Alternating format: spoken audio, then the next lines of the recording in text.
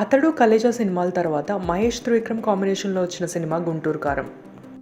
Director Trivikram కాంబినేషన్లో Mahesh Babu cinema అనగానే fans అందరూ ఎంతగానో ఆనందించారు.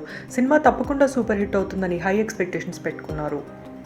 మొదట పూజా హెగ్డే హీరోయిన్గా, తమన్ మ్యూజిక్ డైరెక్టర్గా ఈ సినిమా మొదలైంది.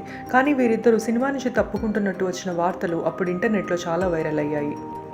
పూజా హెగ్డే స్థానంలో శ్రీలీల హీరోయిన్గా ఎంపికైంది. తమన్ మళ్ళీ సినిమాకి రీ ఎంట్రీ ఇచ్చి మ్యూజిక్ డైరెక్షన్ చేశారు. మొదటి నుంచి ఇలాంటి కాంట్రవర్సీల మధ్యనే గుంటూరు కారం షూటింగ్ అంతా నడిచింది. సినిమా రిలీజ్ డేట్ అనౌన్స్ అయినా కూడా ఒక్క ఇంటర్వ్యూ కానీ పబ్లిసిటీ కానీ లేకుండానే ఎంతో సింపుల్గా రిలీజ్ అయిన సినిమా గుంటూరు కారం. ప్రీ బుకింగ్స్ మరియు ఫస్ట్ డే కలెక్షన్స్తోనే 80 కోట్లు సంపాదించింది గుంటూరు కారం.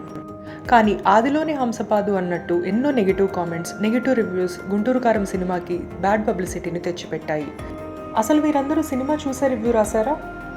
సినిమాలో హీరో ఎంట్రీ నుంచి క్లైమాక్స్ సీన్ దాకా ప్రతి ఫ్రేమ్లో మహేష్ చేసిన యాక్షన్కి చప్పట్లు కొట్టాల్సిందే. గుంటూరు యాసలో అవలీలగా మాట్లాడి డ్యాన్స్ స్టెప్పులు ఇరగదీసి మహేష్ బాబు తనని తాను మళ్ళీ ప్రూవ్ చేసుకున్నారు. వన్ మ్యాన్ షోగా ఈ సినిమా అంతా సాగింది. మహేష్ కలేజా సినిమా అప్పుడు కూడా ఇలానే నెగిటివ్ టాక్తో సినిమా ఫ్లాప్ అయింది. కానీ కలేజా ఎలా ఫ్లాప్ అయింది అంటూ ఇప్పుడు అందరూ ముక్కును వేలు వేసుకుంటున్నారు. అసలు సినిమానే చూడకుండా నెగిటివ్ రివ్యూ రాసేవాళ్ళు, పేజ్ పబ్లిసిటీ కోసం నెగిటివ్ మీమ్స్ చేసే వాళ్ళని ఎవరిని నమ్మకుండా తప్పకుండా సినిమా చూడండి.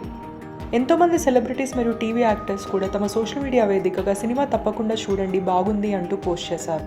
ఫ్యామిలీ అందరితో కలిసి చూడదగ్గ సినిమా గుంటూరు కారం. నెగిటివ్ పబ్లిసిటీని నమ్మకుండా మీరందరూ సినిమా చూడాలని ఆశిస్తున్నాను. ఈ వీడియో మీ అందరికీ నచ్చినట్టయితే తప్పకుండా లైక్ చేయండి. Please subscribe to my channel cinema పిచ్చోళ్ళు. Thank you.